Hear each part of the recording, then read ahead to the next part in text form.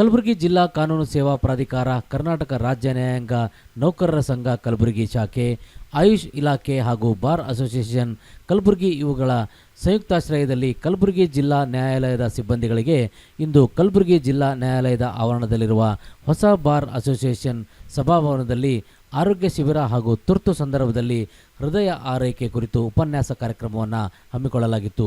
ಕಲಬುರಗಿಯ ಕರ್ನಾಟಕ ಉಚ್ಚ ನ್ಯಾಯಾಲಯದ ಗೌರವಾನ್ವಿತ ನ್ಯಾಯಮೂರ್ತಿಗಳು ಹಾಗೂ ಆಡಳಿತಾತ್ಮಕ ನ್ಯಾಯಾಧೀಶರಾದ ಮೊಹಮ್ಮದ್ ನವಾಜ್ ಅವರು ಕಾರ್ಯಕ್ರಮವನ್ನು ಉದ್ಘಾಟಿಸಿದರು. ಕಲಬುರಗಿ ಪ್ರಧಾನ ಜಿಲ್ಲಾ ಹಾಗೂ ಸೆಷನ್ಸ್ ನ್ಯಾಯಾಧೀಶರು ಹಾಗೂ ಜಿಲ್ಲಾ ಕಾನೂನು ಸೇವೆಗಳ ಪ್ರಾಧಿಕಾರದ ಅಧ್ಯಕ್ಷ ಜಿಎಲ್ ಲಕ್ಷ್ಮೀನಾರಾಯಣ, ಬಾರ್ ಅಸೋಸಿಯೇಷನ್ ಅಧ್ಯಕ್ಷ ಎಸ್.ವಿ. ಪಸಾರ್ ಹಾಗೂ ಜಿಲ್ಲಾ ಆಯುಷ್ ಅಧಿಕಾರಿ ಗಿರಿಜಾ ಎಸ್.ಜಿ. ಅವರು ಮುಖ್ಯ ಅತಿಥಿಗಳಾಗಿ ಪಾಲ್ಗೊಂಡಿದ್ದರು. ಕಾರ್ಯಕ್ರಮದಲ್ಲಿ ಕಲಬುರಗಿ ಜಯದೇವ ಆಸ್ಪತ್ರೆಯ ವೈದ್ಯಕೀಯ ಅಧೀಕ್ಷಕ ವೀರೇಶ್ ಪಾಟೀಲ್ ಅವರು ಉಪನ್ಯಾಸ ನೀಡಿದರು.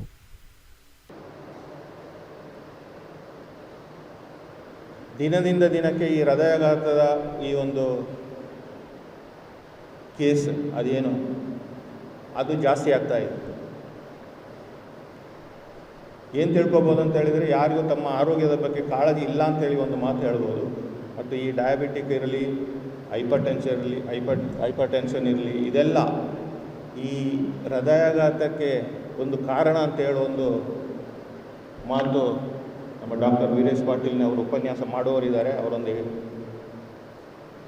ಇದನ್ನೆಲ್ಲ ನಿಮಗೆ ಎಕ್ಸ್ಪ್ಲೈನ್ ಮಾಡ್ಬೋದು ಅಂತೇಳಿ ತಿಳ್ಕೊಂಡಿದ್ದೀನಿ. ನಾವು ಪ್ರತಿ ವರ್ಷ ಈಗ ಯೋಗ ದಿನಾಚರಣೆ ಮಾಡ್ತೀವಿ, ಇನ್ನೊಂದು ಫಿಸಿಕಲ್ ಎಕ್ಸಸೈಸ್ ಅಂತ ಮಾಡ್ತೀವಿ, ಇಂಟರ್ನ್ಯಾಷನಲ್ ಯೋಗ ಡೇ ಅಂತ ಇದೆ.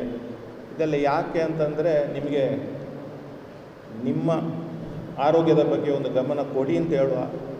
ನೀವು ನಿತ್ಯವಾಗಿ ಒಂದು ವ್ಯಾಯಾಮ ಮಾಡಬೇಕು. ಅದು ಯಾವುದೇ ಥರದ ವ್ಯಾಯಾಮ ಇರಲಿ,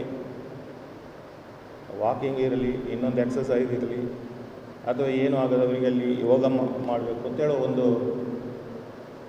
ನಿಮಗೆ ಒಂದು ಅದರ ಬಗ್ಗೆ ಒಂದು ಕಾಳಜಿ ತರಲಿಕ್ಕೆ ಬೇಕಾಗಿ ಇಂಥ ದಿನಗಳನ್ನು ಸರ್ಕಾರಗಳು ರೂಪಿಸಿವೆ.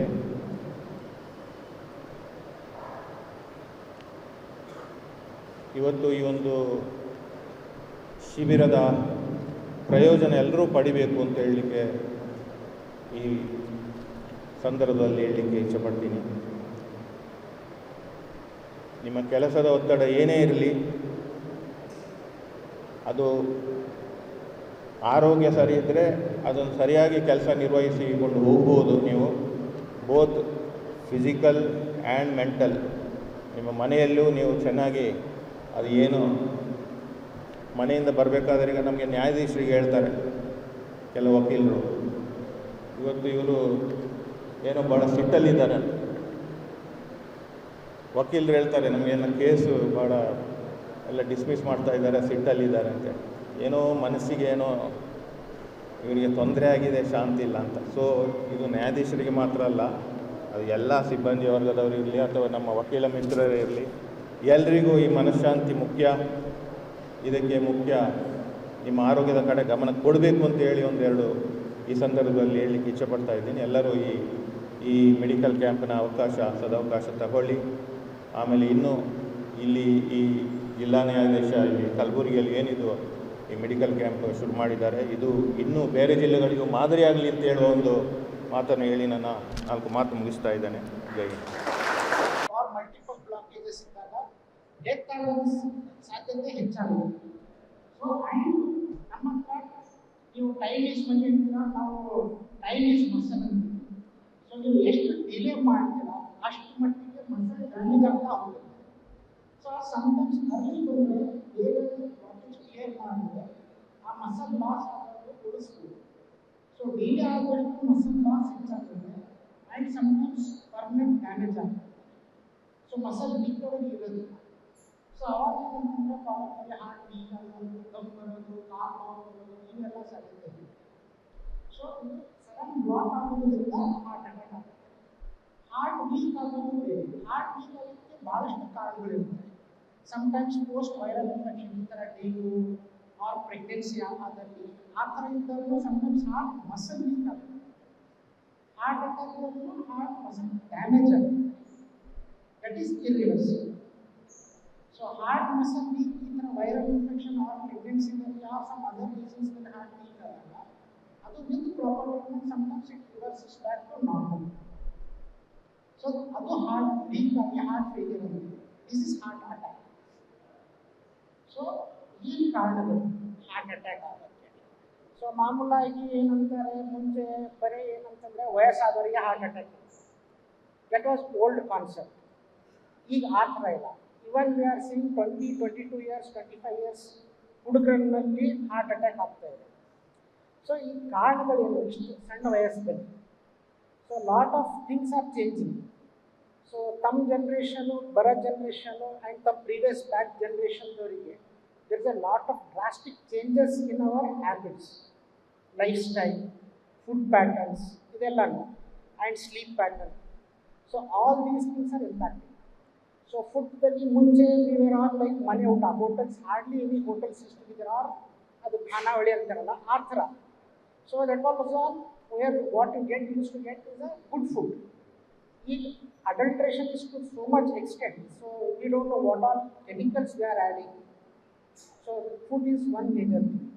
And if you see any hotels, all hotels are running food. So the number of people eating outside food has increased. Second thing is the habits, smoking, tobacco chewing, or alcohol. All these things have increased compared to earlier days. Sedentary lifestyle, which is another most important thing. So physical activity has gone very low. Generally, physical activity, ಮುಂಚೆ 2 kilometers 3 kilometers ಏನಾದರೂ ಹೋಗೋದಿದ್ರೆ ಬರೋದಿದ್ರೆ just go by walk. ಈಗ ಪಕ್ಕದಲ್ಲಿ even 100 meters ಇದ್ರೂ they go by bike or in a car. So physical activity has gone down. And stress, work pressure ಇರಲಿ, personal life problems ಇರಲಿ, all have increased. ಅದು ನಿಮಗಂತೂ ಗೊತ್ತೇನು. So the number of cases that are increasing, rising.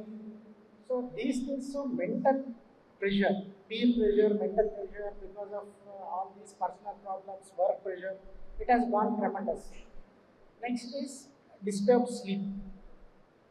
Sleep is very essential. 7 to 8 hours of good sleep is important. Disturbed sleep ಇಂದ ಏನಾಗುತ್ತೆ, heart beat ಹೆಚ್ಚಾಗುತ್ತೆ, B P ಹೆಚ್ಚಾಗುತ್ತೆ. So ಇದರಿಂದ anxiety, palpitations, anxiety attacks ಅಂತಿದೆಲ್ಲ, so ಅದೆಲ್ಲ ಹೆಚ್ಚಾಗ್ತಾ ಹೋಗುತ್ತೆ. So ಇದೆಲ್ಲದು ಒಂದು ಕಾರಣ ಈಗ of late is because of the ಮೊಬೈಲ್ದು ಒಳ್ಳೆ ಬಳಕೆ ಜೊತೆ ಇದು ಕೆಟ್ಟದ್ದು ಕೆಲವು ಇದೆ. So only we see the good things of mobile. The bad things I am not talking of radiation, what mobile is giving. So ಅದು ರೇಡಿಯೇಷನ್ ಸ್ಟಡಿ ಮಾಡೋಕ್ಕೆ it takes lot of this thing. So ಎಷ್ಟು ದೂರ ಇರ್ತೀರ, ಎಷ್ಟೊತ್ತು use ಆಗುತ್ತೆ ಅದು ಬೇರೆ.